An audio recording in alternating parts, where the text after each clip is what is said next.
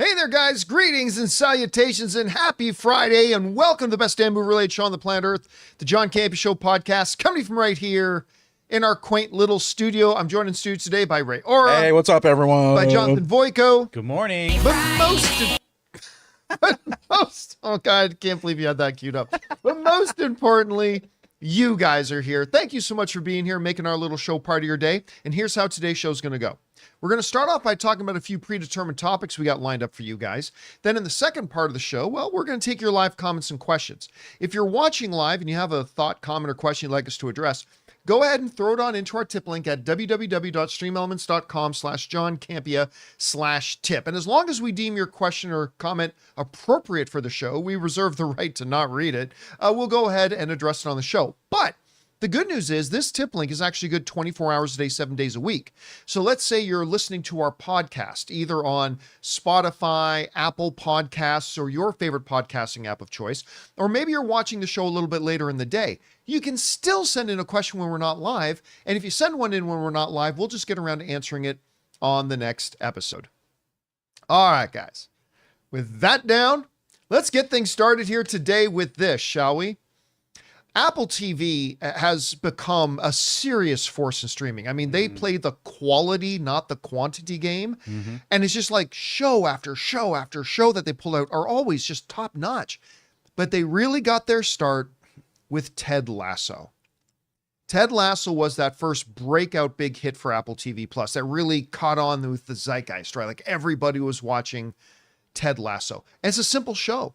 There's no big major plot that runs through it. There's no big villain.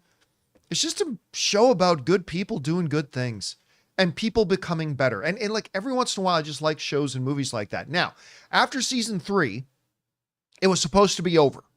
They even said season 3 series finale. But then something interesting happened, if you guys remember.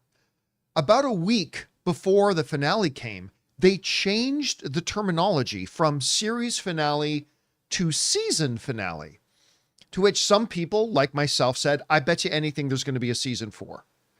And then a few months ago, we found out that the studio renewed the contracts of the British-based stars, but not Jason Sudeikis himself. And we all said, all of us said, okay, I bet you they're going to do a season 4. Well, now, according to Variety here, it is 100% official. Woo.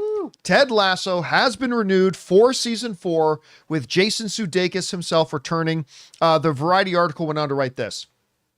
Apple TV Plus has officially renewed Ted Lasso for season 4 with the series lead Jason Sudeikis on board to return as the titular pun-happy mustachioed football coach.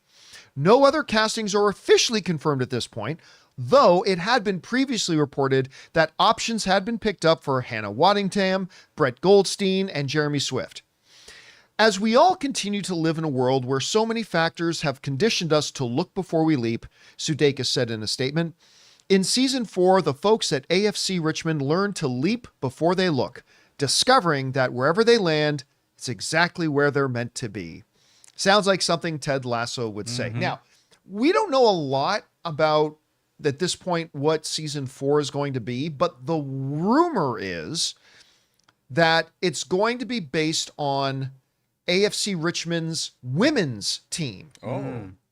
Now, that would make sense for a couple of reasons, because remember at the end of season 3, Roy Kent became the head coach of AFC Richmond. Yes. What I don't think they do is just have, oh, just kidding, Ted's coming back and you're not the head coach anymore.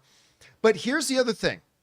For those of you who watch the Ryan Reynolds and what's his partner's name again? Wrexham. Yes, the guy who owns Wrexham with him. He's it doesn't start Ron McElhenney. Yeah, Rob McElhenney. Yeah. So if you guys watch the show Welcome to Wrexham, which if you're not, you should 100% be watching Welcome to Wrexham. It's like seriously one of the most entertaining, interesting things to watch. Anyway, last season, they dedicated a couple of episodes and taught me something I never knew, that a lot of these English league football teams, soccer as we call it here in North America, Right. the club has women's teams too. I never knew that because I don't really follow soccer, to be honest, but I never knew that. and them covering the women's team, because Rob and Ryan, since they own the club, they own the women's team too. Those episodes became some of the most interesting episodes on Welcome to Wrexham. And there they are. It became seriously one of the most interesting stories they had during that docuseries. And I will bet money. Now, there's no official word about this, but I'm willing to bet money that those episodes of Welcome to Wrexham is why we're getting a Ted Lasso season 4. I wouldn't be surprised, because it really did run in tandem, and it ran in tandem with the popularity of people watching too. I mean, I know it was Hulu. It wasn't they like they were both on, but even for myself, like I got started with Ted Lasso, and it really could have been about anything. I just enjoyed the series, but that kind of launched me into, this Welcome to Wrexham. And honestly, I mean, I never followed soccer for the most part. I think most Americans do not. But it really sparked like some joy in me for football leagues across the world. So between Ted Lasso and Welcome to Wrexham, I became far more interested in soccer than I had before. But see, I'm willing to bet that guys like Jason Sudeikis and the producers were like, well, I mean, we're open to doing a season 4, but we don't have an idea. Like, what's the idea? And then I will bet money. I don't know if this is true. Yeah. I'm just speculating, but I'd be willing to bet money. Then they saw those episodes of Welcome to Wrexham and they went, now we know what our season 4 can new challenge. So did they bow tie and like the end of like season 3? Did they actually end it in a way where it was the end? It felt finale. It felt like finale. Like Ted decided it was time to move home. Yeah. So Ted Lasso moves back to America. Roy Kent becomes head coach of the team, all that kind of stuff. And it kind of felt like they wrapped it up. But see, that's the thing about Ted Lasso. The show never had a major story. Mm-hmm. It was always just every episode. Well, I mean, they had a few minor stories that they had running through it, but really in general, it was just about, it was one of those shows to me that was like Supernatural. I tuned in to hang out with the characters for, well, Supernatural case, an hour, Ted Lasso's case, about a half hour. I just tuned in to hang out with these characters. I just love seeing the characters interact. And you didn't really need a major narrative reason to do it, but it sounds like maybe they found it. Now, then again, I want to remind everybody that I don't think there's been any official word that bringing AFC Richmond's women's team into it is actually going to be part of the story of season 4, but that's just kind of been the whispers. And if it is, I will bet you everything that the reason they're doing it is because of that Welcome to Wrexham couple of episodes. Anyway, guys, question is for you. What do you think about this? It's now, I mean, we've suspected for a while, we believed it was coming, but it is now 100% official. Even Jason Sudeikis is announcing it. Season 4 of Ted Lasso is coming. Were you a big fan of Ted Lasso? Maybe you never checked it out. Do you like the idea of them bringing in the women's team, as I guess a lot of the English clubs have anyway? Whatever you guys think about it, jump down to the comment section below and let us know your thoughts. All right, guys. With that down, let's move on to this, shall we? My second favorite television show of all time is Sons of Anarchy. I've got one of their cuts that was on set of the show, autographed by all the cast, including Charlie Hunnam, Ron Perlman, and Ryan Hurst. Ope, my favorite character on the show. Now, I know a lot of people have had emotional moments when like their favorite characters in a TV show get killed off, but Ope dying in Sons of Anarchy was the one where I was like, no, where I was like so upset when his character got killed off. I love Sons of Anarchy. I loved Ryan Hurst as Ope. He was my favorite guy on the show, and he's done other stuff as well. Well, he's a name in Hollywood. Therefore, he must be in the Odyssey, because it seems like everybody is. And that's what's happening here. According to a report in the Hollywood Reporter, Ryan Hurst, known for his key roles in FX's Sons of Anarchy and AMC's The Walking Dead, has joined the long list of Hollywood's who's who in Christopher Nolan's latest film, the adaptation of Homer's epic poem, The Odyssey. The Universal feature is already in production and has a roll call that includes such bold-faced names as Matt Damon, Tom Holland, Zendaya, Robert Pattinson, Lupita Nyong'o, Anne Hathaway, Charlize Theron, Benny Safdie, and John Bernthal. By the way, let me go through that again. So Tom Holland, Emmy Award-winning Zendaya, Emmy Academy nominated Robert Pattinson, Academy Award winning Lupita Nyong'o, Academy Award winning Anne Hathaway, Academy Award winners Charlize Theron, Benny Safdie, John Bernthal, and there's other people in there too. I listen, as if I wasn't already excited. I feel like every day, at least every other day, something comes up for us to talk about the Odyssey. I mean, really, just think about it. It's a Christopher Nolan film, which already makes it a hot commodity. It's based on something that a lot of people, I mean, Oh Brother, Where Art Thou kind of took a swing at it, but it wasn't a direct interpretation of the Odyssey. And we've had other people try to do it, but not on this scale. And then you're putting in like 4 or 5 Academy Award winners, some of the biggest names in the business, and they're all working with Christopher Nolan. This is huge. Now, I'm sure coming in this late, Ryan Hurst, his name isn't on the same level as Lupita Nyong'o, Tom Holland, Robert Pattinson, Matt Damon, but I'm sure he's going to be playing a smaller role. But this is just yet another addition to the cast that makes me excited, because I will admit, I'm just going to look at the screen and all I'm going to see is Ope. Well, yeah, exactly. When you are a fan of a particular actor or whatever, even if they get a small role in such a big movie, you're gonna be excited for it. So I understand how you're feeling about that. I'm looking at this cast and it's like stacking up against the Oppenheimer cast like really well. Like I think it surpasses the Oppenheimer cast. It definitely does. The budget for this is reportedly like 250 million.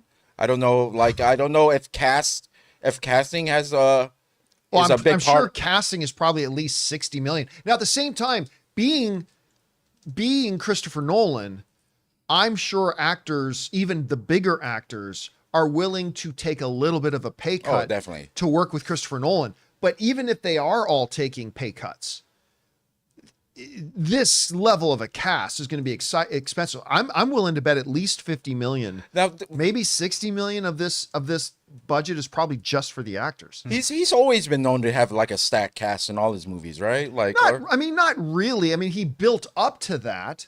Because look, when you think of it, when Batman first came out, right? Like when the first, what was the name of the first Batman? Batman Begins. Batman Begins came out. Christian Bale was just that guy from American Psycho, right? I mean, yes, he had done other things. Wasn't he a Newsie? I think he might have been. Oh, well, yeah, young. So he had done other things too, but really, he was only just really that guy from American Psycho. As a kid, of course, he was in Steven Spielberg's Empire of the Sun. Yep, that's right. So but I mean, there was such a huge gap between. Christian Bale was not a household name, right? He just wasn't a household name. So he would have some stars here and there. I mean, obviously with Memento, where he had Guy Pearce, but Guy Pearce wasn't exactly an A-lister at the time. But as his movies went on, he got bigger and bigger and bigger.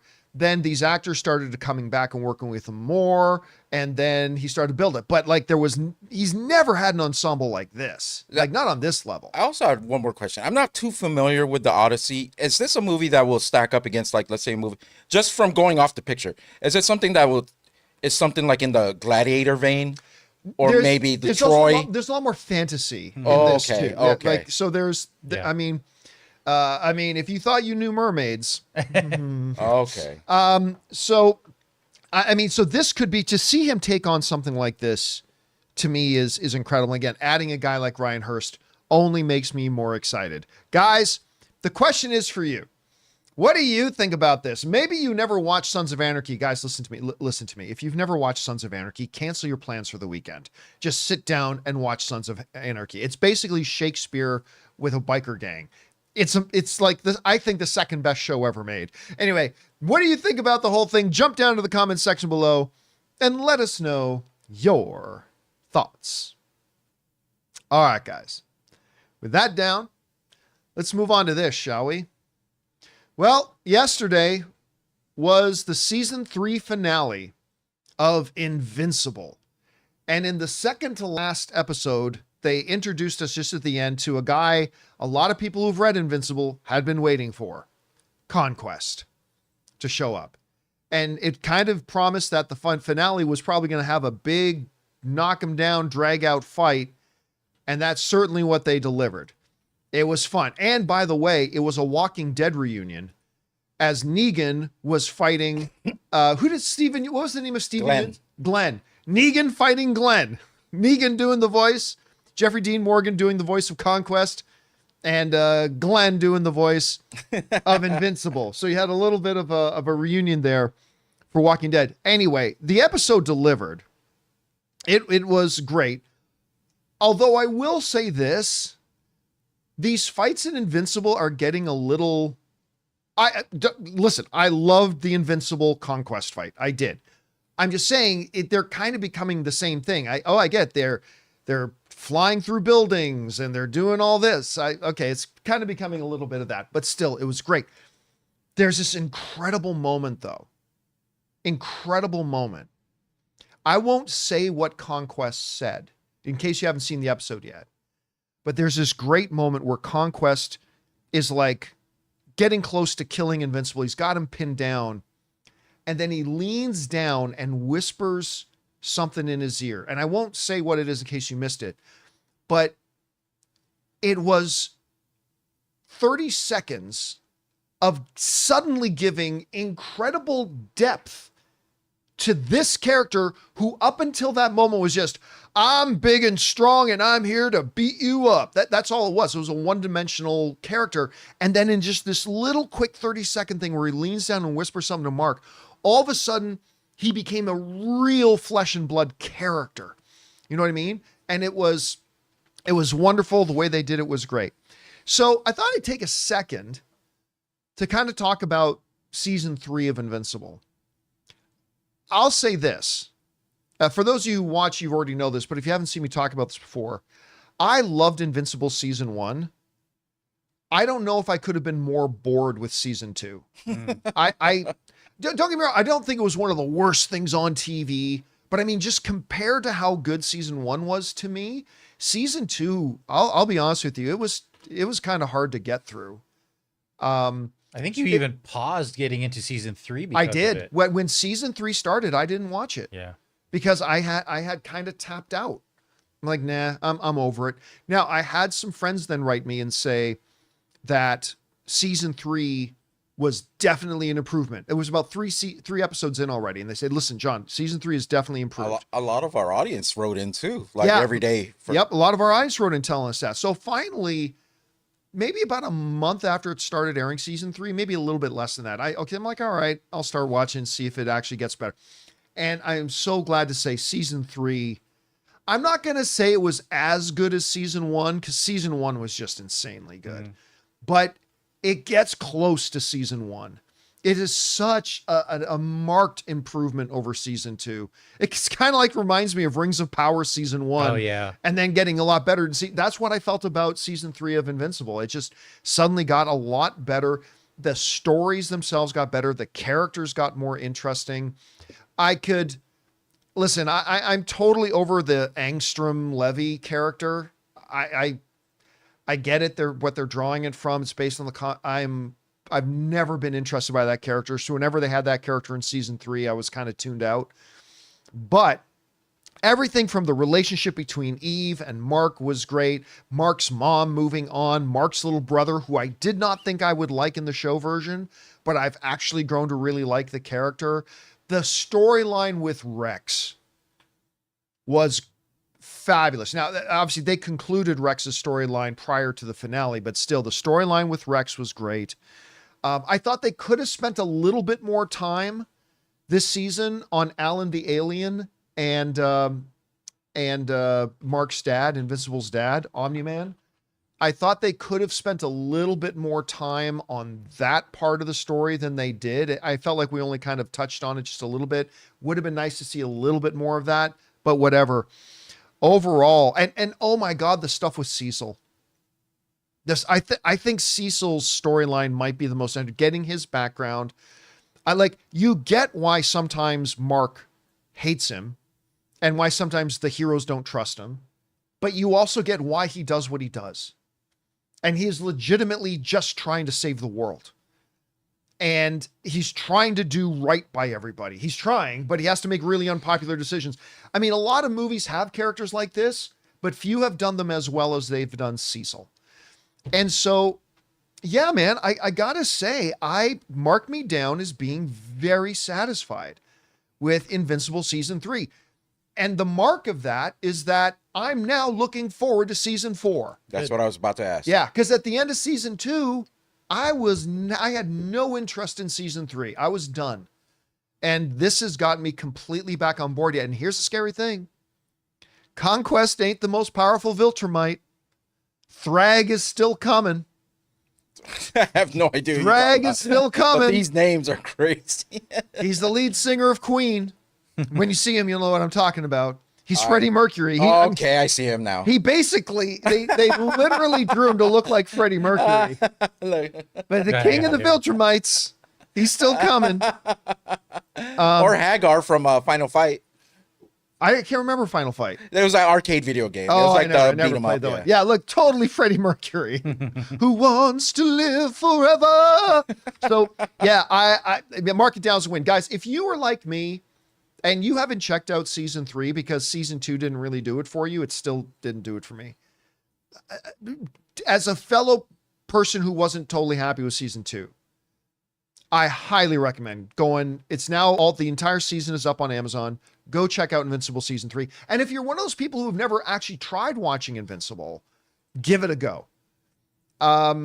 Watch Season 1, then just skip to Season 3, maybe. But I mean, give it a go. It's really fun. And man, they have totally redeemed themselves with Season 3, in my opinion. Anyway, guys, question is for you. What do you think about this? Did you have a chance to watch Invincible Season 3? If so, what did you think? Whatever your thoughts are, jump down to the comment section below and leave those there. All right, guys. With that down, we still got a couple other things to talk about, including Novocaine.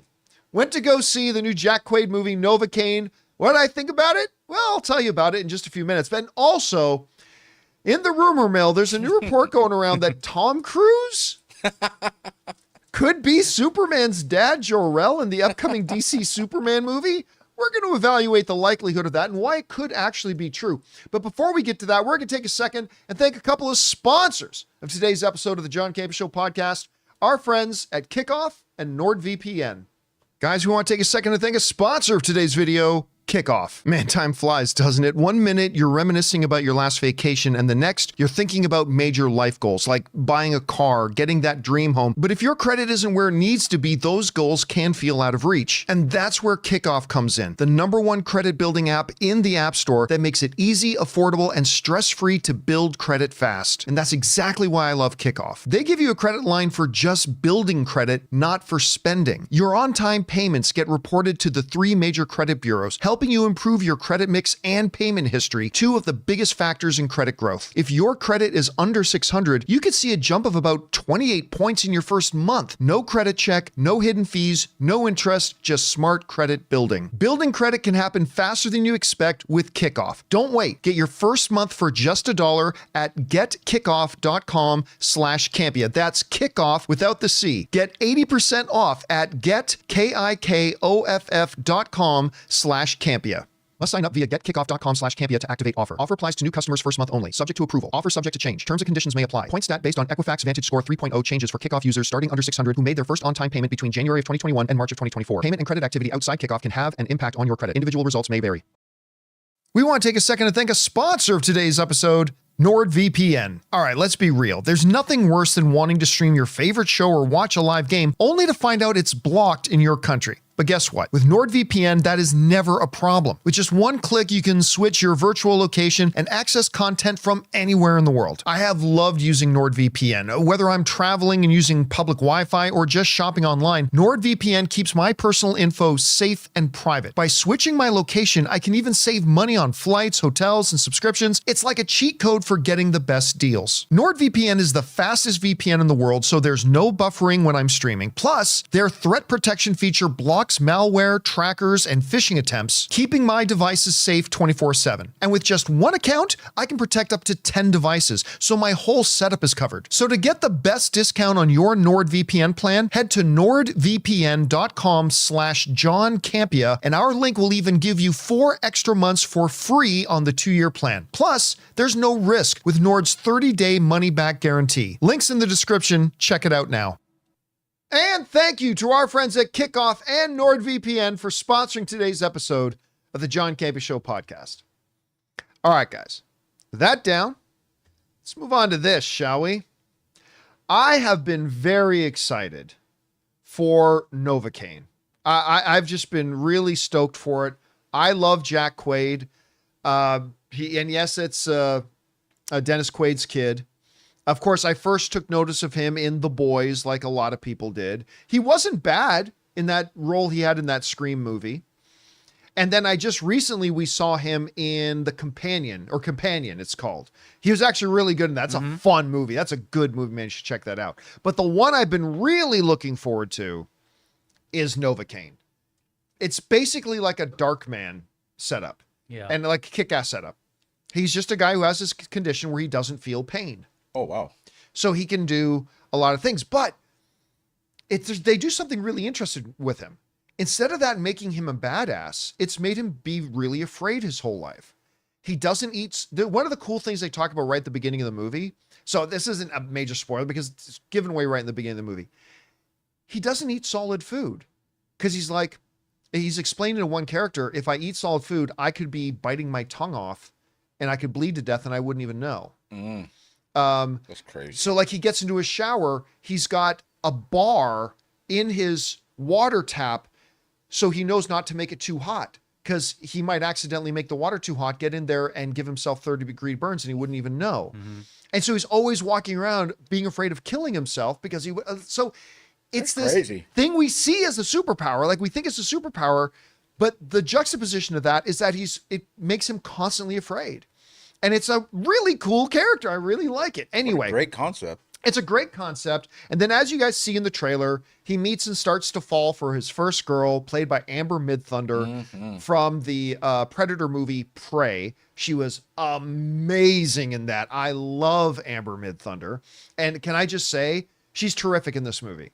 She should be in, you don't hear this phrase said a lot, but she should be in more rom-coms. She's got like perfect charm and perfect chemistry and a perfect sense of comedic timing to play rom-com. She does it really well. So it's got a little bit of rom-comness to it, Novocaine. I'd actually say it's half action film, half rom-com. Interesting. I kind of thought that she was just kind of in the first act until you see her get rescued or whatever. Yeah, no, she's in it. So she gets taken and he's like, even though he's been afraid his whole life, he's finally met a girl he loves and I'm going to go save her. And of course that leads him into a big series of weird things where horrible things are happening to him and he just doesn't even notice. Now look, I'm going to say this about, and by the way, you probably saw that Spider-Man's Jacob Batalon is in it. Batalon, yeah. Yeah. Funny little side character. He's only got about 10 minutes of screen time. For a lot of the movie, you only hear him talking to Novocaine on the phone. And then at some point, by the way, there's a scene in the trailer where Jacob Batalon is saying to him, you can't feel pain, but you can still get killed. Right. Yeah, that's not in the movie. Huh. Yeah, not in the movie. I'm looking, were you aware of this? Jack Quaid and Amber Midthunder went to an NBA game and he was dressed up like beat up. This goes along. Oh yes, This goes along with the Paramount marketing. That marketing. It's not just Paramount. With Smile. It's not just Paramount. Remember recently, before the beginning of this season of Severance, right? All the guys from Severance went down, and yeah, this more kind of. I hate using the term guerrilla marketing. Guerrilla marketing. But it seems to be catching on more and more that they do this stuff. So anyway, Jacob Batalon is, when he's on screen, he's actually really he's got maybe the best joke in the movie. Now, there are some people who I've seen suggesting that this could be like the next John Wick franchise and blah, blah. This ain't no John Wick. Yeah. Okay. It ain't no John Wick. This is a charming, fun little movie that is totally worth going to see. I recommend going to see it. Okay. Let's be very clear. I definitely recommend going to see it. It's a fun, enjoyable, really violent, but it's a fun, lighthearted rom-com action film. And I was totally delighted by it. I really liked it. But there's also a lot of things in it that if they paid more attention to it and they did it better, this could have been a great movie. Like, for instance, everything involving the police was completely stupid. Like, police wouldn't do that, and police wouldn't do that, and that's not how that would happen, and that's not how that would happen. And it was just like, it was so infuriating. That's like, oh, this is really taking away from the movie. So I would basically say this. A movie that is completely worth seeing, a movie I absolutely got some joy out of and had a fun time watching, but I won't be going to see it again. And it's definitely not going to make it into my top 20 movies of the year list or anything else. It's not the grand beginning of a new franchise. It is what it is. It's a fun little movie, but I don't think it's much more than that. Now, is Ray Nicholson, Jack Nicholson's son, is he the villain in this? I didn't even know he was in it. Yeah, Jack Nicholson's son is in this. I had no idea Jack Nicholson's son's in this. Ray Nicholson. So I have no idea who his character is. Okay, let me actually. I could have been looking at him and I would have had no idea. Oh, well, here's the image of him. Let's see it. Oh, yeah, that's the main villain. Yeah. You know what? He's pretty good in it. Yeah, see, that's what I was wondering. He was a good bad guy. So it's it. the He could play the Joker. He's just look at his face. Yeah. He naturally got the Joker smile. So it's like He the got that from Hollywood his kids. dad. The Hollywood kids and their I had no idea that was Jack Nicholson's son. Yeah. Looks exactly like him. That's his face. You know what? And again, he's really quite good in it. Okay, that's good to hear. I didn't recognize any of the villains in it, like any of the actors playing any of the But villains. he's the main one? Is he the main He's one? the main Yeah, bad guy. The main And- guy. Could you tell us a little bit about if a guy can't feel pain, what's his angle here? What's his angle? Ray Nicholson's angle as in beating this. Well, if he's the- remember, like, okay, so like, I could go up and punch somebody in the face, and if I hit them hard enough, it's still going to knock them out. They may not wake up sore, but they're still going to be knocked out. You puncture somebody's lung, maybe they don't feel the pain, but Oh, right, have right, to right. have a hard You're time right, you're right, you're breathing. right. I didn't even think about it that way. You cut a guy enough, he may not feel the pain of it, but then he might start getting lightheaded and pass out because of blood loss. So that's the thing. That's the interesting thing about Jack's character in this is that, well, having this superpower of not being able to feel pain, You could still die. it actually makes him live in fear because, like, You're vulnerable. he can't defend himself against a lot of things that would kill him because pain is what alerts us to something being wrong. Pain is what alerts us. But oh my God, I got to tell you this though. Got to tell you this. So I'm a guy who, when I'm watching these movies, I don't get grossed out by a monster grabbing a person and ripping their head off or pulling their body in half so their intestines pour out. I mean, that's cool, but that never makes me go, ooh. You know what gets me? The most horrific thing I've ever seen in a movie is in A Quiet Place. Oh, yeah. When Emily Blunt is just walking down those stairs and you see her, you can see she's about to step on the nail and she steps on the nail. Nothing has made every muscle in my body spasm Wait. more in a movie than that. Did you feel the same way when Harry was walking into the Home Alone house and is about to step on the ornaments? I felt exactly the same. That kind of stuff. Right? Yeah. So like in Novocaine, you see in the trailer like this giant spiked ball falls from the ceiling and sticks into Novocaine's back, and he's just, what was that? Like, it's not that stuff.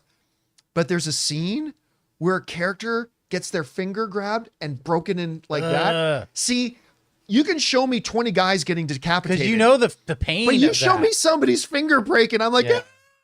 Because you can understand that yeah, raw you relate nerve, with it. that raw nerve hitting you, and you can empathize with that. You know. You can relate with it. You can, oh my God, that could happen to me any second. Same and thing so with- it's yeah. way more chilling. to me. Same thing as getting a nail ripped off your finger or something like that. yeah. So That all I stuff will sucks. all I will say is, while there's some bombastic, violent stuff that happens to Novocaine, it's like, like you see in the trailer, him sticking his hand in a deep fryer Right. to grab a gun. That was pretty like, gross. Yeah, there's a lot of stuff like that. Oh, God. But there's also a lot of those little violent things that we can totally, like somebody's finger getting bent the wrong way. It's like, that's the stuff that really freaks me out. So again, at the end of the day, Sounds pretty good. is this a top 10, top 20 movie of the year? No. But is it worth, if you've got some time this weekend, to go buy a ticket and go see it? I say yes. And you know what? I think Jack Quaid, there's a lot of people talking about the Nepo baby thing. I never knew Jack Quaid was Dennis Quaid's kid when I first saw The Boys. All I knew is that this kid's good in this role. I think Jack Quaid can be a star. I really do. And I think Amber Midthunder can be a star. I really do. And I love seeing Jacob Bartolone in something other than Spider-Man. It's a fun little movie. There's enjoyment to be had. Just don't expect one of your favorite films of all time. That's what I'll say about it. So anyway, guys, question is for you.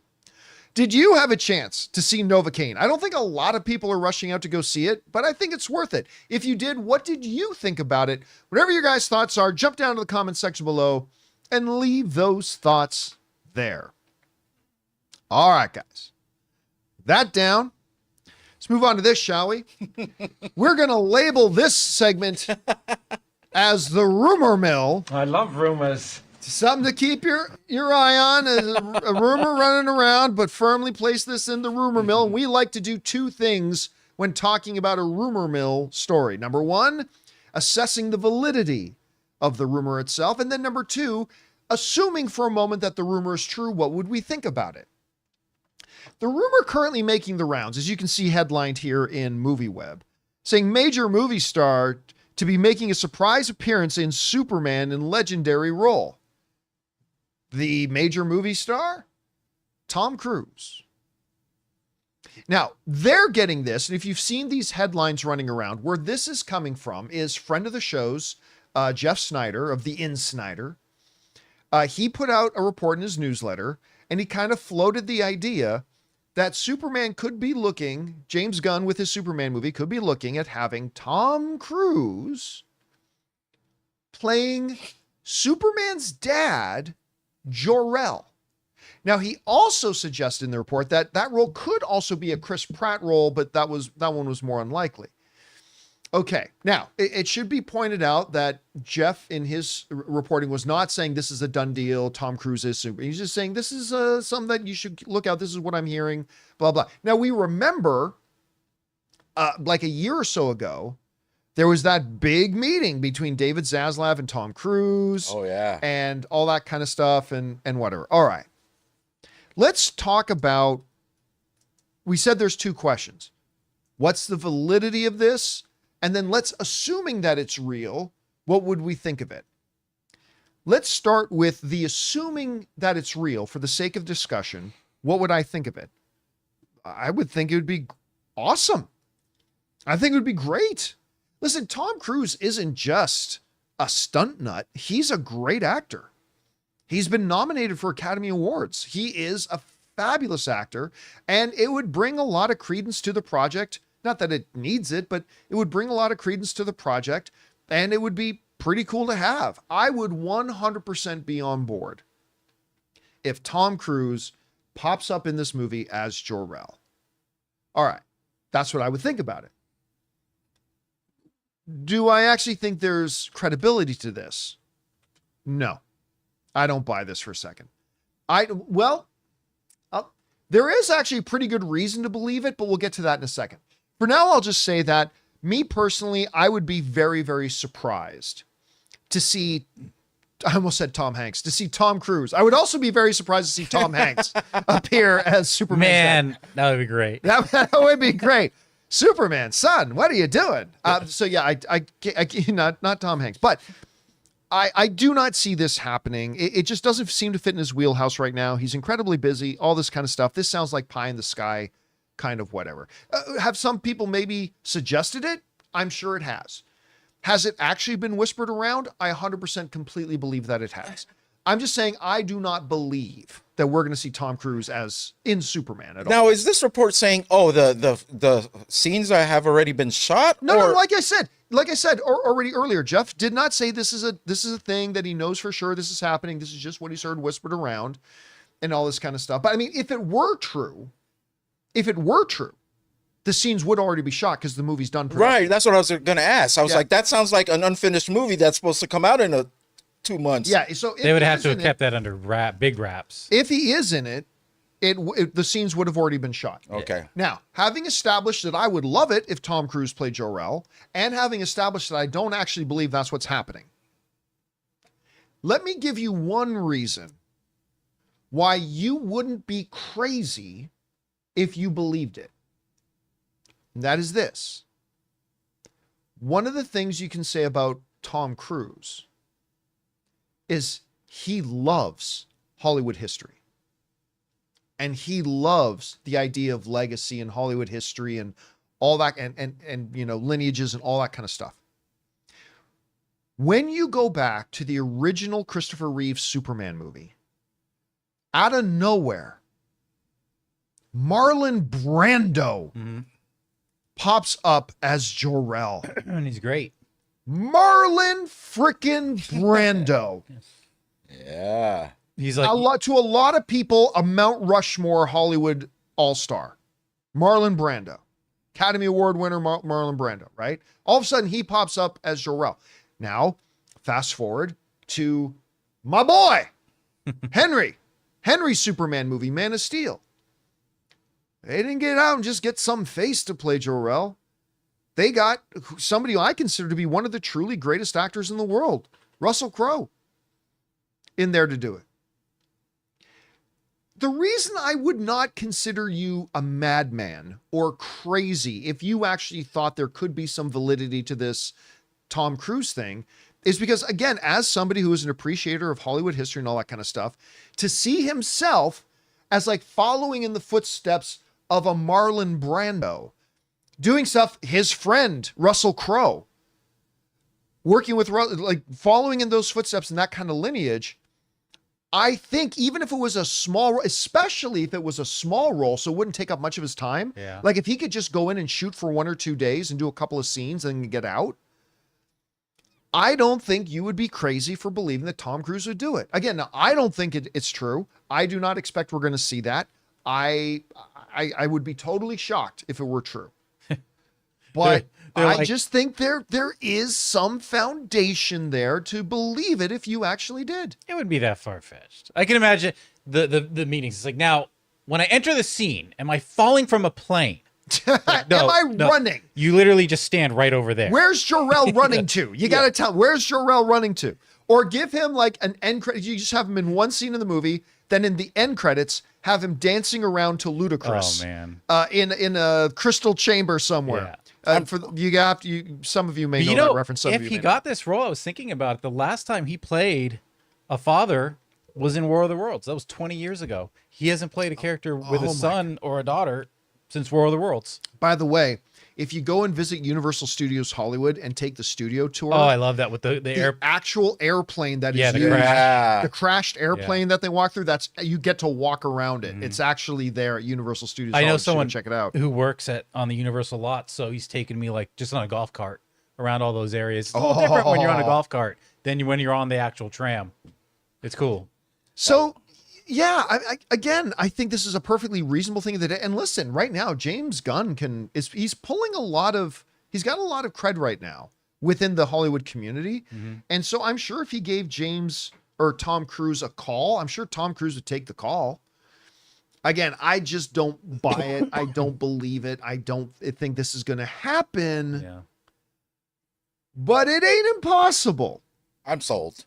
I mean, you're sold. Man. You would like it, or just you're for sold that you think it's actually going to happen. Just for your reasoning alone, like just like you, I didn't realize that role was taken up by such iconic Hollywood personas or actors that I'm sold. Like I wouldn't be surprised, is what I'm saying. If we go watch Superman, and Jor-El is introduced, and Tom Cruise comes out, albeit a lot shorter than Corn Sweat. would it get a weird? Yeah, very big height difference. Between father and son. So the wife must have had the height in that But if we don't see him in a trailer, though, I think it'd get the wrong kind of pop in theater.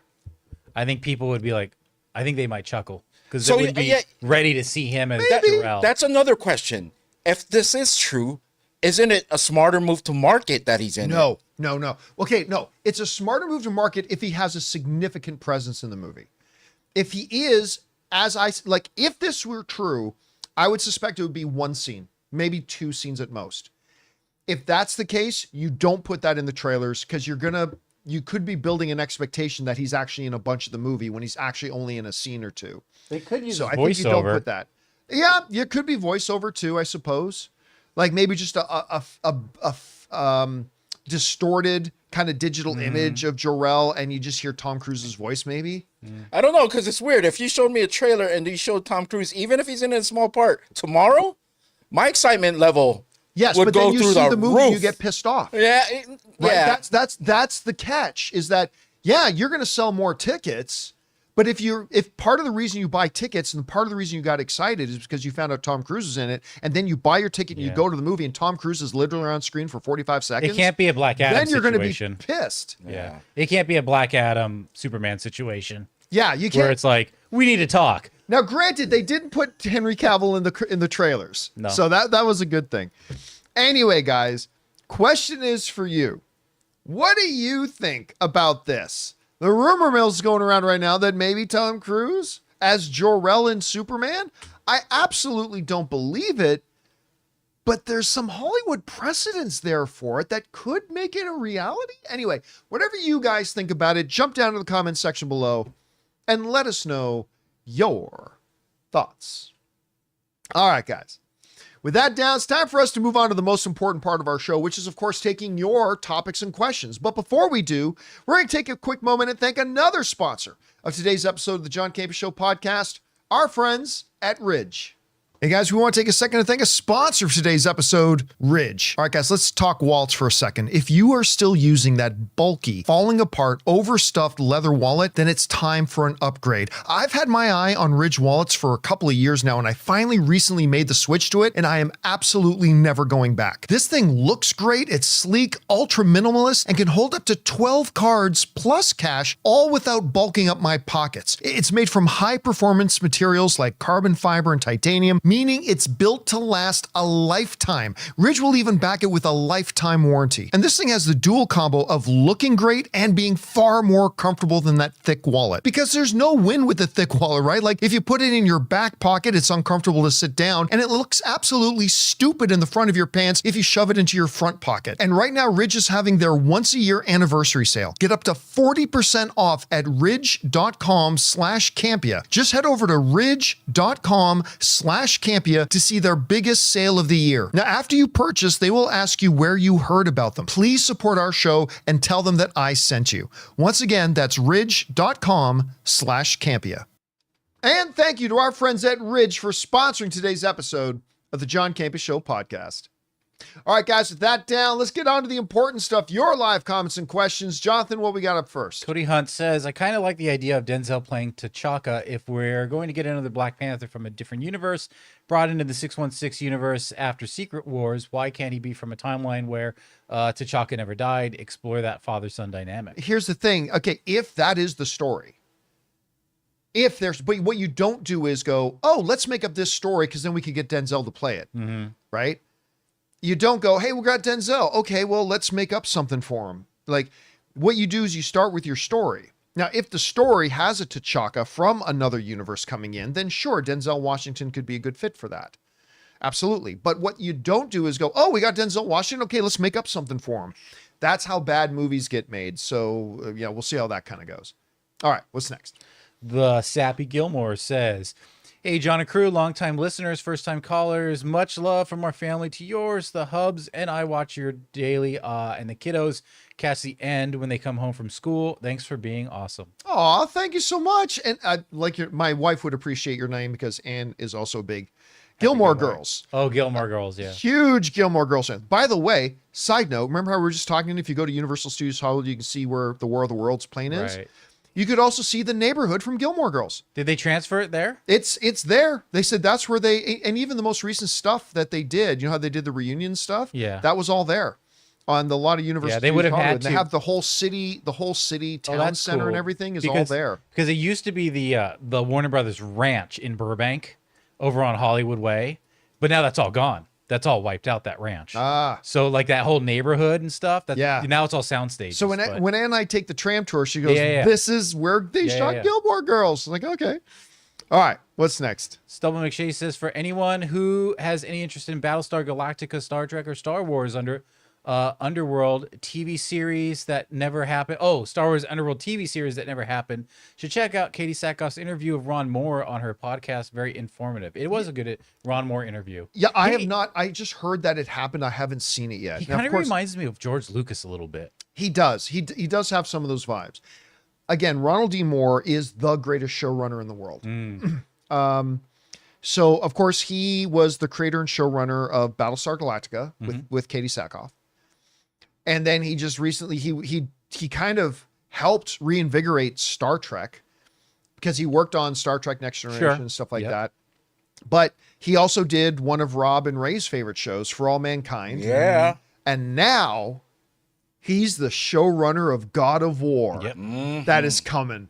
I cannot. By the way, if you want to know who they should get to play Kratos, the guy who right now is in Reacher playing Paulie, he actually went out and cosplay as Kratos. See if you can look up the guy's name. Yeah. And then look up him, Kratos.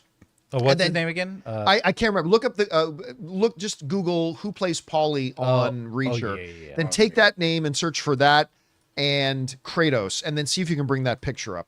I bet you. So Ronald D. Moore. Anyway, so yeah, Katie Sackhoff has got her podcast going. Right. She's kind of started her most notable ones, kind of like the way Oh, Michael, crap, this guy's huge. Michael Rosenbaum. You got? Oh yeah. Look at the size of this guy. Here's another side by. Oh, this is ridiculous. Look at this. Let's see this. I have to actually pop. I have to like. Come on. Like this dude. Yeah. What? Okay, so you know how big Alan Reacher is. He's a monster, right? Alan Reacher. How does this guy sit on a toilet? This I guy think he does. dwarfs Alan Ritchson. Dwarfs him. And like and he's not just a big guy. He is one of the most impressive looking bodybuilders I've ever, like, just his physique is insane.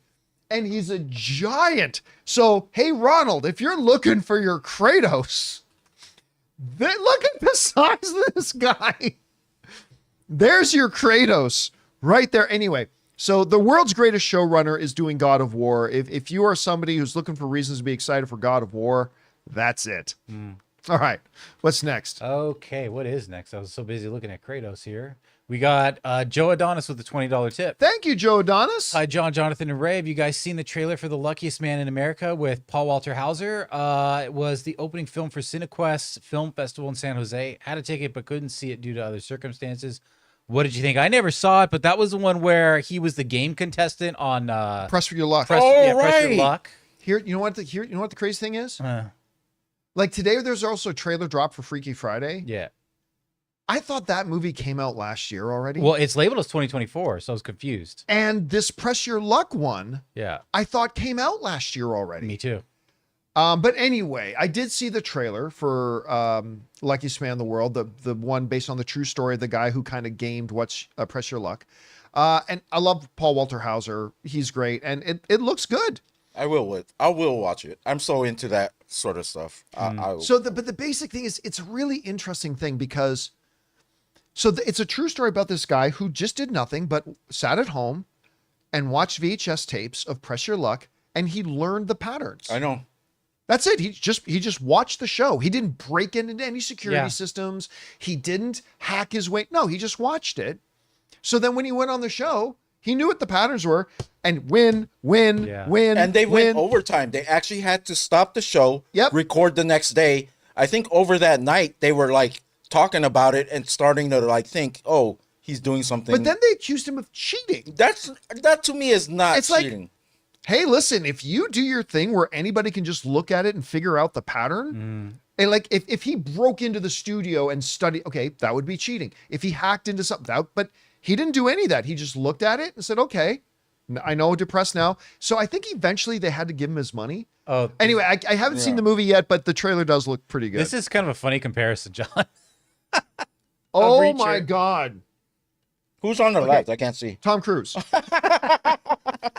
So, but that's the other thing about this dude is that he's not just tall. He's broad. He is an absolute physical specimen of a bodybuilder. Like you could fit the other Reacher inside of him. Yeah. Yeah. Look at the size, like Alan Ritchson. Oh yeah, Alan Ritchson could wear him. Tom Cruise was a Reacher, right? Yeah. Yeah. Yeah. He played Jack Reacher. He really had to reach. You know what? Tom Cruise really had to reach for things. Yeah. Get it? I hate that more than Tom Cruise hates high fives. So, I mean, and by the way, I loved Tom Cruise's first Jack Reacher movie. The second one, not so much, but the first one was great. But anyway, yeah, they got to get that dude, man. They got to get him. In something. All right, He what's could be in next? Jurassic World. That's one of the He could be one of the dinosaurs. Future Man He could says, be one of the dinosaurs. I know how we feel about prequels, but I think it'd be cool to see John Wick before the events of the first movie, when he was a Russian mob boss remember when the Russian mob boss was telling the story of the impossible task that he was able to perform and become known as Baba Yaga. But we know it, though. Yeah. We know what happened. And we know what he's capable of. We know what happens after that. My problem with that is he's still kind of a bad guy at that point. There's no redemption story. Yeah. Well, no. Because remember, he did that job To get out. That's true. right. But I mean, look, what's more interesting is that being a flashback scene of John Wick 5. Do John Wick 5, then maybe do a flashback scene of him doing that job, sure. But what would be the point of making a movie of that? We already know exactly what happens. The Russian mobster already told the story. We know as fans what happens after it. There's no mystery to unravel there. There's nothing to discover. I would have zero interest in a John Wick prequel. To The be honest. bodies he buried that day. Lay Built- the foundation. that's it. Lay the foundation of what we are today. Of what we've built today. Yeah. Oh, such a good line. All right, what's next? Anonymous says, watched episode 1 of Paradise. I was intrigued at first, but it kept devolving more and more to the point where I thought it was all too much. Mystery, political thriller, non-linear, disaster, post-apocalyptic, all seemed too much, and he pitched to keep me going. He did only watch the first episode. Look, I am not going to offer any pitch to you to keep going. Yeah. If you gave it a solid chance and it wasn't working for you, then it wasn't working for you. And there's nothing wrong with that. And nobody should try to talk you into it. Yeah. All I can tell you is that it absolutely worked for me. And things All pay off, those I felt. elements coming together, it all worked for me very well, but that doesn't mean it's going to work for you, and it's totally fine if it doesn't. I thought it had something to do with natural disasters. I've does. only seen episode 1. And I was like, Well, you're where's like the him. natural disaster thing coming? Well, that's you the know what? thing. Not going to say anything. You got to watch I way just more gotta beyond keep episode watching? 1. Okay. Watch way more beyond episode 1. There's a few things you got to discover still. Yeah. Okay. All right, what's next? Twilight Boy. Twilight Boy. Hey everybody, I've been very sick lately. I'm struggling. Every time I get super sick, I think of the story you told about being in Vegas and being so cold. You put the hairdryer under the covers. Always think at least it's not that bad. Dude, so what happened was there was this. You put the hairdryer in the cover? Yeah, that seems dangerous. But So yes. me and Dennis Zen, this is back when the Academy of Web Television Awards were held in Vegas. Right. When we were at AMC, we won the awards 2 years in a row. So the one year I took like half the crew with us, but the next year we'd been there, done that. I think it was just me and Dennis went because we were nominated for Best Live Series, I Right. think, for AMC Movie Talk. So Dennis and I go out there and I start feeling not so good the day of the awards show. But whatever, I went and I was really starting to feel not so good. And then lo and behold, we win. So they call out the name, the winner of Best Live Series, AMC Movie Talk. So Dennis and I go up on stage and we collect the trophy. I give the little speech. And then, they have the girl pointing you which way you're supposed to walk off stage. Right. So I walk off stage and I immediately start doing this. The shiver was coming from, I felt incredibly cold, even though it wasn't cold. And all my muscles were doing this, like tightening right up to the point. Like if you flex all your muscles as hard as you can, you're going to shake. And that's what was happening to me. I started to shake. So I walked out of the thing into the hallway. It was being held at the Rio Hotel in Las Vegas. And I walk into this hallway outside of the convention room and there's nobody there. And I collapsed.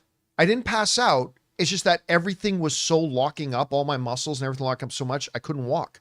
And I kind of collapsed. And I sat there doing this, not seizure, but just from shaking from everything for like 5 minutes. And finally somebody came by, saw me. They got somebody from the hotel, get me. They put me in a wheelchair. Do you need medical attention? I'm like, I just need to get back to my room, man. And so they took me to my room.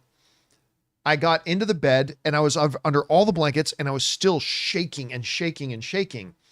So I finally crawled into the bathroom, got the hairdryer, plugged it in next to the bed and put the hairdryer. This is not safe. Do not do this at home. Yeah. This was dumb, but I was not thinking straight and I was desperate. And I put the hairdryer under the covers and turned on the hairdryer full blast.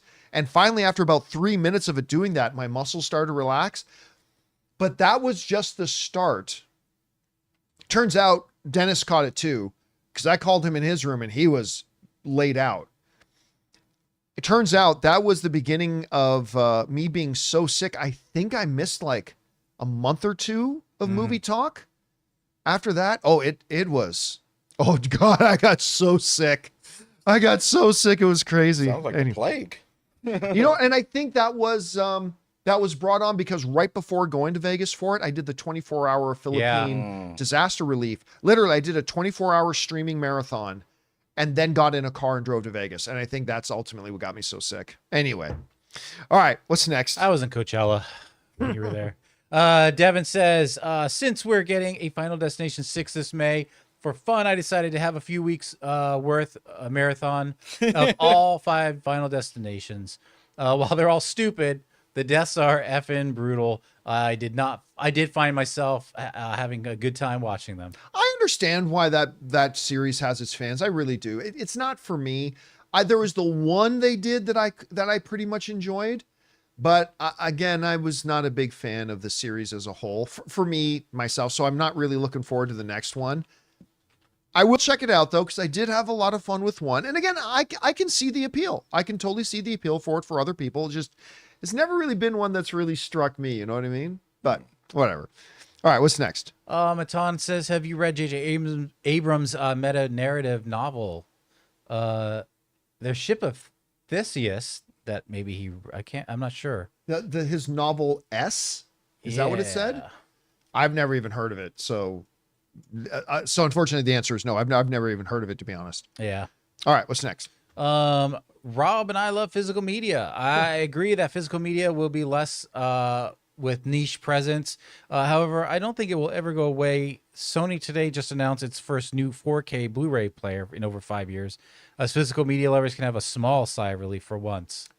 Again, like it's always going to be around, just like records. Just like records are still around, but are they a legitimate thing? No. Listen, again, you mentioned Rob in your name as somebody who loves physical media. Rob will be the first one to tell you every time. It's every year, every single year. The sale of physical media drops exponentially every year without fail. And I get it. Every once in a while, somebody pulls out some one random thing. Sony's going to put out this one thing. And, this studio's putting this on 4K. Okay, yeah, that stuff happens, but it doesn't change the fact. This is what's happening to all physical media sales.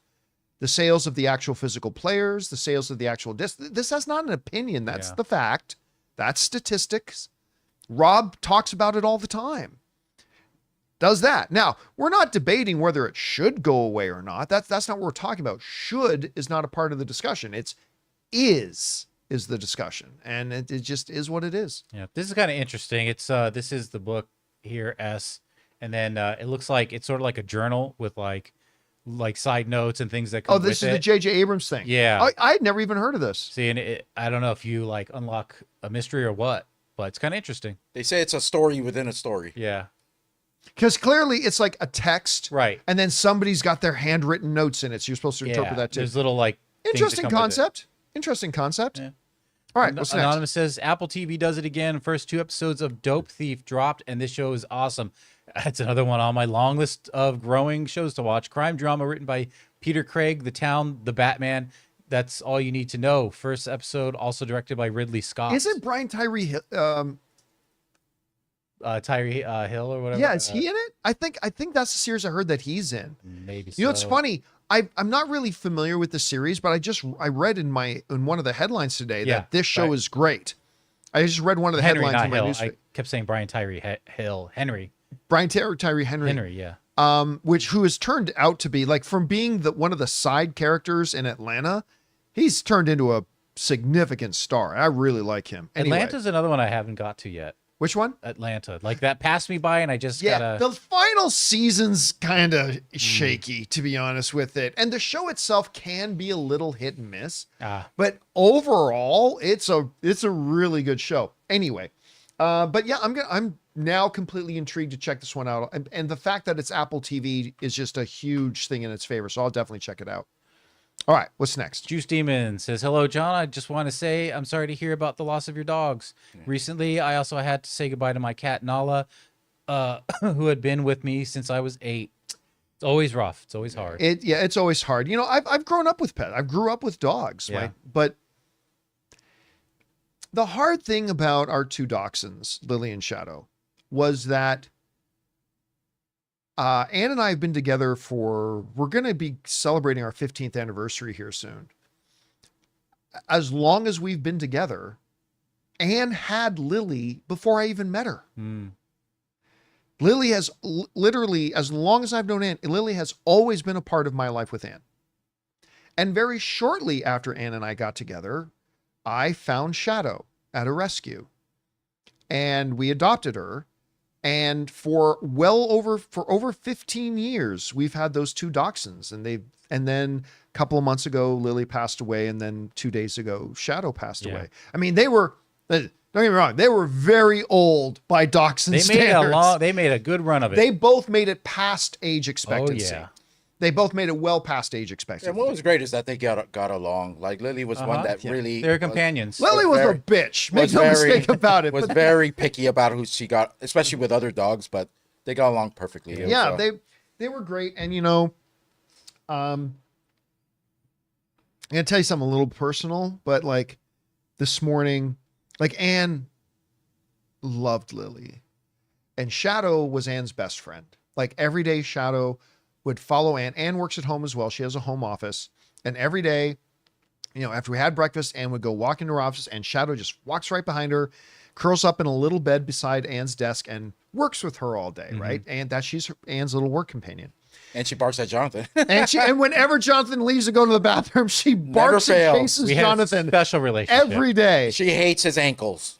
But you know what's funny? Shadow would come into the studio. She's totally fine with Jonathan. Yeah. Because like she said, this is where Jonathan's supposed to be at work. He's supposed to be in here. Yeah. And whenever he goes out there, she's like, she tries to herd him back in here. Anyway, I was talking to Anne this morning because Shadow passed away 2 nights ago. So yesterday was our first day without her. But we have Dune here. So Dune was in the house too, right?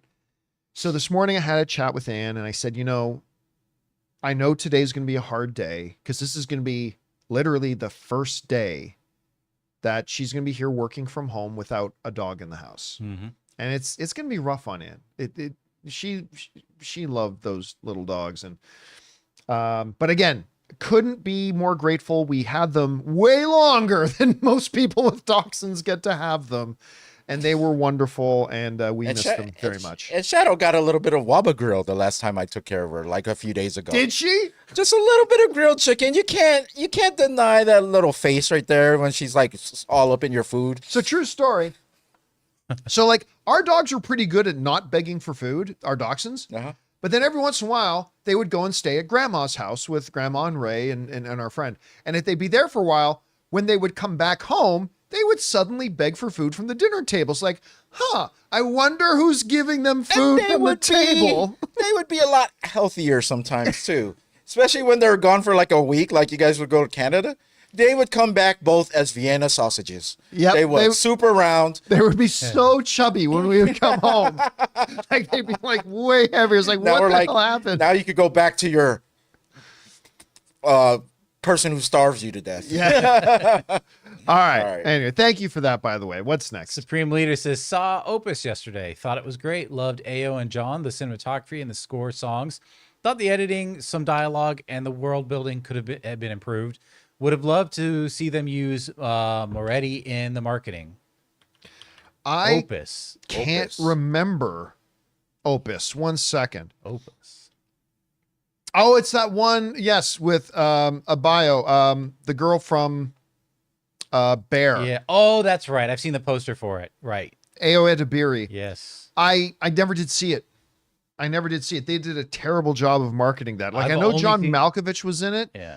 But they did a terrible job of marketing. I think I only really became aware of it after it had already been out and stuff like that. Yeah. So on the AMC Theaters app, that's where I first saw the poster for it. Really? Yeah. Yeah. So I never did get around to seeing it.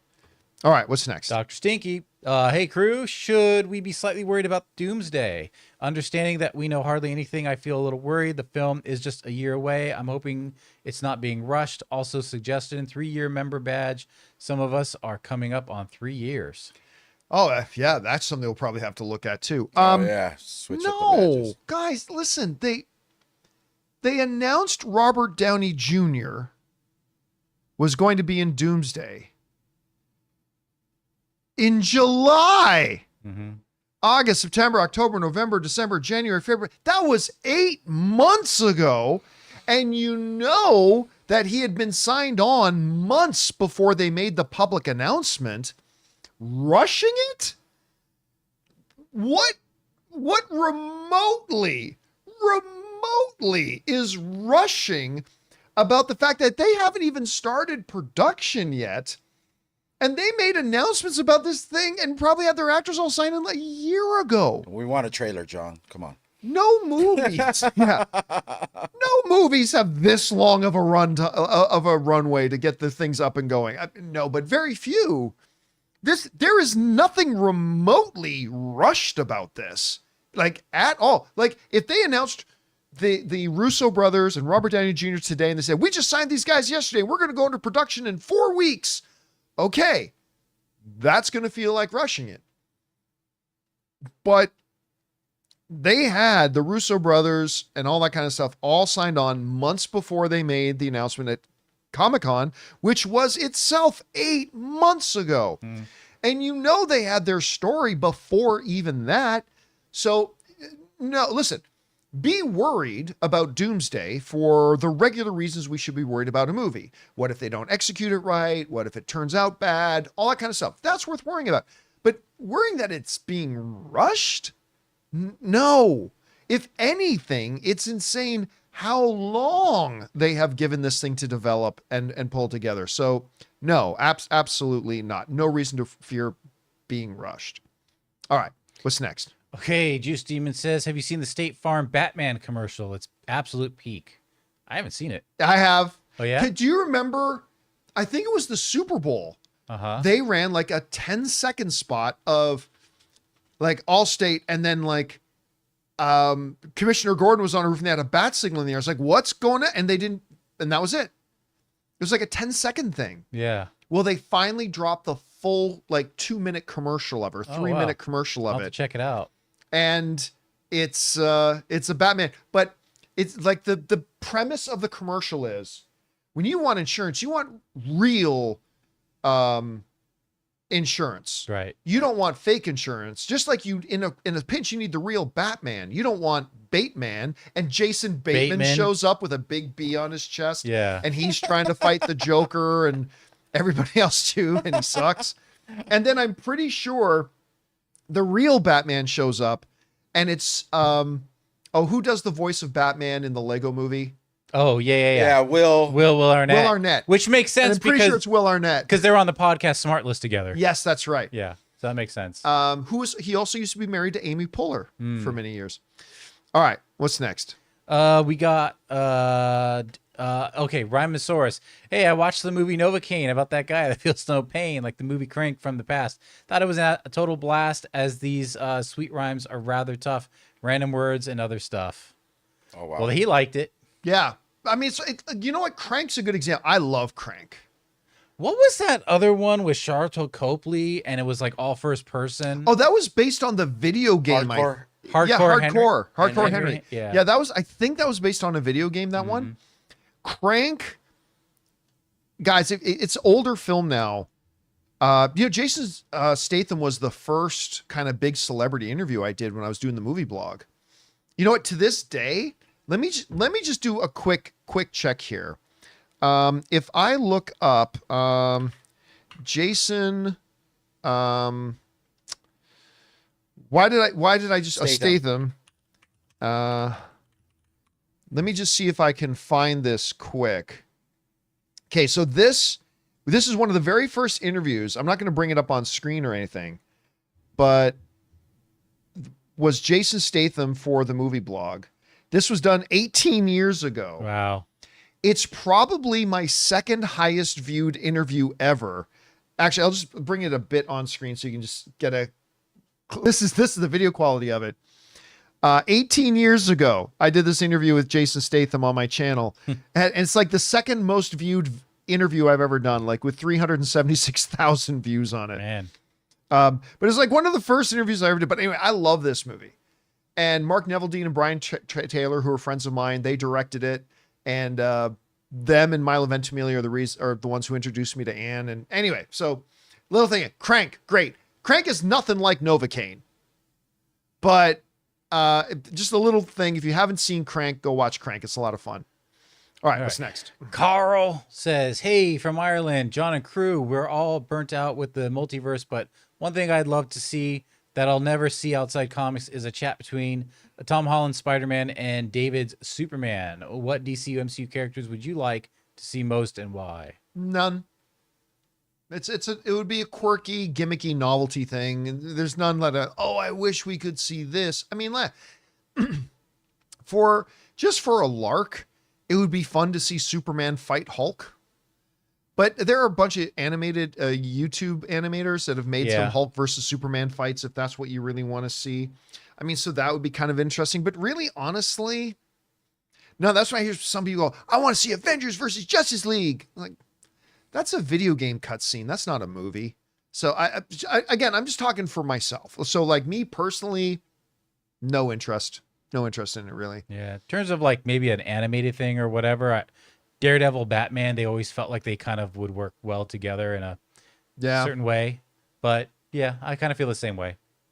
All right, what's next? $20 tip from Jake Galbo. Oh, thank you, Jake. Mr. Campea, has there been a superhero or supervillain that you waited so long to appear on television or film or television and you were let down, either the acting or the writing? P.S. You probably got the coolest brother-in-law in history with Ray. Ray, you're the coolest. Okay, don't. Just talk about. I mean, let's just go. There have definitely been superhero movies that I was looking forward to see and then was disappointed by them. But I don't know if there's ever been like a superhero that I've been, when is somebody going to make a movie about this character? Oh, and then it happened. Like, do you have one? I'm nervous right now. The Sentry. Oh, I'm very, very nervous about it, to be honest. That's the only thing that I'm not excited about in the Thunderbolts. Not excited as in it'll be so easy to fail with this character. Right. So I would say this. I would say, like, yeah, I was excited and looked forward to Kraven, and then it ended up being one of the worst films I've ever seen. But I wasn't like, oh man, when do I finally get to see Kraven on screen? The one thing that kind of comes close to it is my favorite comic book storyline of all time is Age of Apocalypse. Oh, that is my absolute 100% most absolute favorite comic book storyline ever.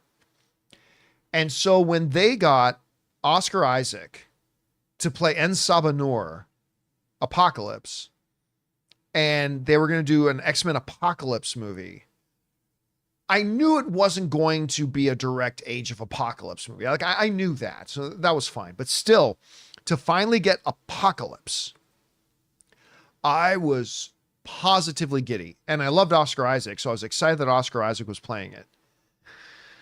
And then we got that movie. And listen, overall, I am somebody who will always love the Fox X-Men universe. But they had some bad films, and that was one of them. So that's one of them that comes closest to that, I think. yeah. All right, what's next? Oscar says, Jeff said a big A-list actor could be playing Jor-El. He also, or would be playing Jor-El. He also mentioned Chris Pratt, DiCaprio, Tom Hanks, etc. Someone on that level, but he didn't specify Cruise. Important to follow the source. In the same sentence, he mentioned Cruise. Right. He did. So anyway. Yeah. All right, what's next? Mr. I says, just saw the teaser for Spinal Tap 2. Whoa. I was just thinking about that crew. Simple, elegant, to the point. It goes to 11. Are you interested in this movie? I'm guessing piqued Jonathan's interest. You son of a... Is that like a mockumentary? Yeah. Yes. Okay. The original Spinal Tap is like those. the original mockumentary. It's a Christopher Guest production. The original Spinal Tap is the original Stonehenge. And it's like the tiny little like model. It's That sounds hilarious. yeah, already. like listen, if you've never watched Spinal Tap, no. it is the original mockumentary, and it's about. I mean, it's got. I mean, you'd recognize all the guys who are in Spinal Tap, Yeah. but so they're a fake English heavy metal band. And this is a documentary about them, about Spinal Tap. Same people that did like Best in Show, Mighty Wind. Yep. Now, I heard that the new trailer dropped, but I haven't watched it. Like Okay. I'm kind of, I don't want to just like pop it up on my phone. I want to sit down on my couch, grab a soda, settle in and watch, but I haven't watched it yet. But I am very interested in this. How long has it been? 30, 40 years? Is it the That same one's actors too? good. Yes. When did the original Let me Spinal look. Tap come Spinal up? Tap.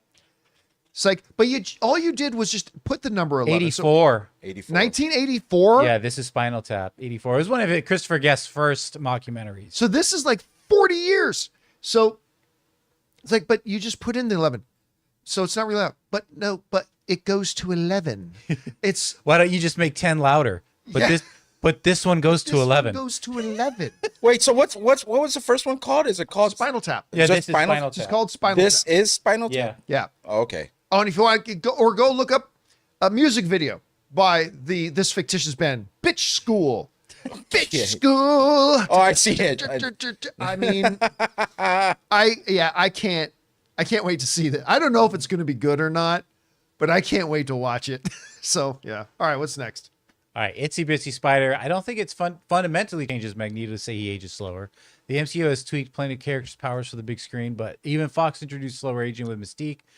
They could say due to high X gene Omega level, mutants age slower. They do, but it still doesn't make sense. What are you talking about? Turning Magneto into the Highlander is not a big change. That is not a part of Magneto. Magneto, it's like saying, let's do a movie where, I don't know, John F. Kennedy has been alive his whole life and does this. It doesn't really change anything. All you got to say, he was born with the ability to not, like, that is not one of Magneto's things. Magneto does not age more slowly. And that is not his power. He is the master of magnetism. You are fundamentally, at a core level, completely changing his character by doing that. Like that makes it's not Magneto. And it's like now you're rewriting the character's powers just so that you could have him come from Nazi Germany. Again, I mean, there's other things you could do. you are just changing everything about the character. So you are willing to completely change the very core essence of Magneto so you don't have to change maybe what actual human event he came out of? Right. That makes no sense. And if you guys are talking about the comics, of course they've aged slower because they come out on a monthly, you've got Peter Parker still in high school, but it's been like 10 years. Yeah, we get that, but that's not how this would work. Yeah, no, I mean, that is not a core thing about who and what Magneto is. That has never been a part of Magneto. You can stay far more true to who Magneto is by understanding we're now living in 2025, okay? So you're not going to have a guy who was around in the concentration camps in World War II. So you can stay far more true to the character by changing that origin scenario he had to come out of than by fundamentally changing the core essence of what Magneto is just for the sake of keeping that he came out of this human tragedy instead of that human tragedy. That makes no sense. That would mean that is not Magneto's power. It's not just aging. You'd have to have a healing factor. So now you're saying he's like Wolverine, where he can live 150 years because he has a healing factor. Yeah, I mean, so anyway, the suddenly thing of turning Magneto into the Highlander, that is not how you stay true to the essence of the character at all. Now, it strikes close home to me because Magneto is my all-time favorite comic book character. And what you're describing is a fundamental departure from the absolute essence of that character. So to me, no, you shouldn't do that. All right, what's next? Anonymous has a $20 tip. Says, I have a theory about Daredevil. What if Vanessa, outside of her opening scene, is all in Fisk's mind? Those marks on his hands, they are from killing Adam and Vanessa in Rage. The therapist, she's treating him for his delusions about Vanessa. I think she's there because she's worked with. We see scenes outside of that where she's working with thugs, and that wouldn't even have been in So in his mind. Like I kind of felt that way with Penguin and Theo Rossi, the therapist, right? Yeah, like because you never actually saw him interacting with anybody else and all that kind of stuff. Kind of a Sixth Sense situation where it's like, oh, he never actually touched that. Like that was just there or whatever. But Robert Presser said this isn't Shutter Island. Yeah. I mean, it's theoretically possible. Yeah. But I mean, it's not like Sixth Sense where like Bruce Willis's wife is eating by herself when you thought she was eating with him. Like you actually see the therapist interacting with Vanessa as well. Right. So, I mean, I guess they could write their way around it if they wanted to, but why? I don't get that sense at all, personally. All right. I don't think he would ever kill her. So, Dakota Moon, this is a sweet message. Hi, John. Been watching for around 12 years now. Oh, wow. Thank you, Dakota. And laying next to my thigh watching has been my 17-year-old dachshund, Miley or Millie. I always joked when you posted about Lily and Shadow and Miley looked like they could have been from the same litter. 2 weeks ago, we realized it's time for Miley. We're working on the details on that, and I'm a mess. Hearing about Shadow Day shattered my heart. Wanted you to know my heart goes out to you and Anne. Let us never forget our besties, couch buddies. Yeah. Yeah, it's always, you know. Dogs also have a really interesting sense when something's not right with you. I remember when I had my heart attacks, I was training at the UFC center and had two heart attacks happen within an hour of each other. And when I finally got released from hospital, both Lily and Shadow both just knew that I was in rough shape. And for the next 2 weeks, they just constantly were cuddled on my lap. I would sit in my recliner and they would just constantly, or sit back on the couch, and they would just both constantly were just hardly ever left my side, except for when somebody had food or it was time for them to eat or it was time for them to go outside. They were just always there. And yeah, when you lose a little companion like that you've been with for 15, 16, 17 years, it's hard. And listen, at the same time, what cushions it a lot for Anne and I was just knowing that we had more years with them than most people get to have with their dogs. And, we were kind of happy that Shadow, she went pretty quick. Like she got to live to a very old age, and then she wasn't living rough for 3 or 4 months before dying. So we were pretty grateful for that. And so, you know what, our dog Lily dying, there was a tragedy kind of surrounding that hey, listen, I'll be honest with you. At some point, I'm not even joking. I'm not being hyperbole. I'm going to have to go to therapy at some point because I am actually completely mentally scarred by the loss of Lily. And I won't go into the details, but I am, it's something I have not gotten over, and it's actually really rough for me. But with Shadow passing away, Ann and I were talking, we're just it was just sad. We were just sad. Yeah. That's all. We're totally loved our life with her. Totally grateful for how much time we got to have with her. Totally grateful that when it was time for her to make her exit, it happened the way that it did. And so we just kind of feel sad. Well, the funny thing was the last time I saw Shadow, I was walking out. I was done with my work, but I had to use a restroom, and I was walking out. Shadow usually is right next to Anne while she's eating lunch. All the time.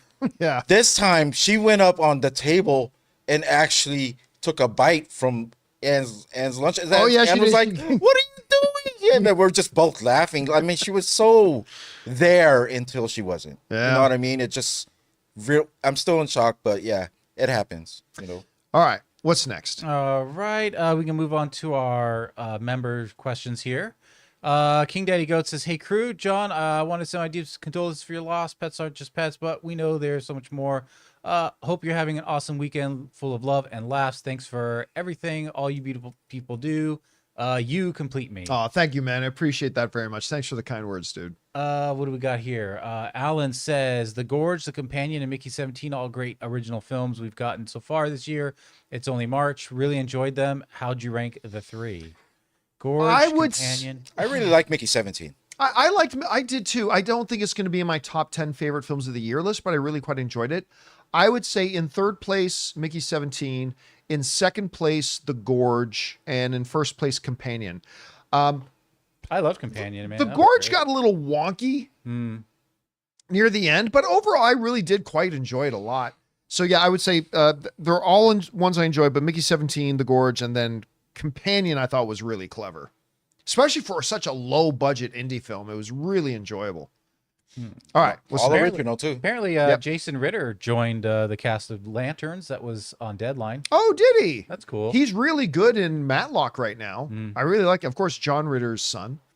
All right. What's next? We got Alan says, happy. Oh, sorry. So that was Amin who did that last one. Alan says, happy Friday, Campea Crew. Do you have a list of shows that you like that were canceled or ended too early? Ones that come to mind is the Fox Arrested Development run and Kim's Convenience. Well, Kim's Convenience, but Kim's Convenience had a good. Yeah, it had a bunch. How of many seasons did it get? I 3, 4, 5? Arrested Development, I loved it. Just people just didn't latch onto it at the time.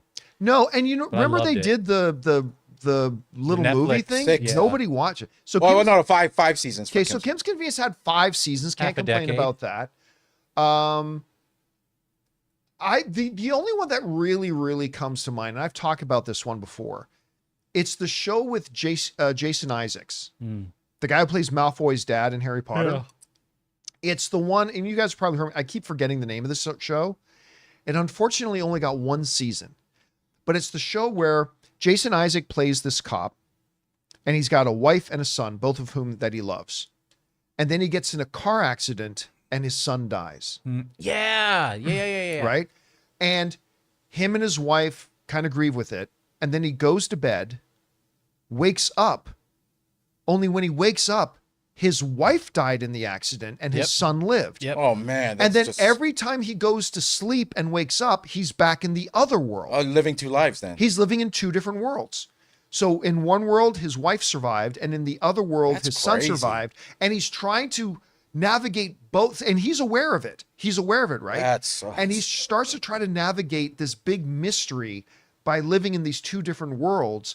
And then season 1 ends with him walking through. It was called No, it wasn't Counterpart. I don't think it was called Counterpart. Can somebody look up the name that had starred Jason Isaac and only had 1 season? But the season ends. It's called Awake. That's what it was called. Thank you, Patrick. Awake. And season 1 ends with him kind of finally getting to this one place. And he goes through this door that we're expecting him to finally get some answers. And that's the end of season 1. Oh.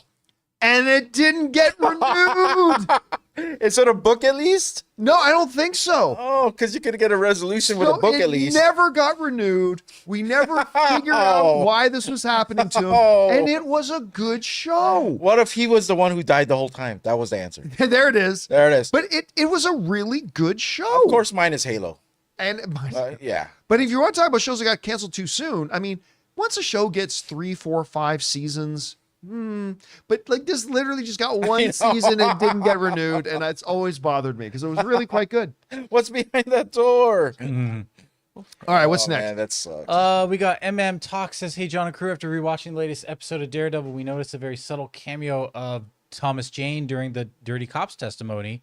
Do you think there's anything to this, since it was reported that John Bernthal and Jane did link up before production began? Thanks. Have a great weekend. He probably jumped in his Somebody wrote in that Thomas Jane was in that scene in the courtroom, but I have not seen I it. didn't notice him. I asked some people, like, if you got a screenshot, send me a screenshot or something. But I watched the episode and I never once noticed. I mean, maybe there's somebody there. I mean, maybe it is Thomas Jane. Yeah. Maybe that's been confirmed somewhere, or maybe it's just somebody that loosely looked like him and people thought it was him. Anyway, I never saw it. I've heard some people mention it, but I personally didn't see it. All right, let's take one more question today. Okay, we got Jai CSC. Jor-El is often depicted as the stoic demeanor, and Tom Cruise has his distinct intensity and vibe. if this gets confirmed, it's either a very different Jor-El from what it's been seen before, or Tom will be trying something very different for himself. Either way, I'd be curious to see the results. Yeah, again, I don't really believe the story at all. But I mean, Tom Cruise is a fabulous actor. He can play anything. You can let him play anything. Yeah, he's known for one thing. He often does one certain thing, Sure. but he's done others as well. And I have zero doubt that if it were true, and I do not believe that it is, but if it were true, I would have no hesitation about it. I would totally believe that he would do it very well and play it very well. And all right, guys, that'll do it for this week's installments of the John Campea Show podcast. Thank you so much for hanging out with us today and making our little show part of your day. Hey, big special thank you to all you guys who sent in questions. Number one, because you gave us great fun things to talk about. But number two, you supported our channel as you did it. And all of us involved with the show, thank you guys so very much for your support. I want to thank the guys in the room with me, Ray Ora. I just want to say something. A happy birthday to my dad. He's up in heaven, probably with Shadow and Lily. That's right, it is your dad's Yeah, birthday today. I so- forgot about that. Thanks to Jonathan Voico. All right, see you guys. My name's John Campea, and until next time, my friends, bye-bye.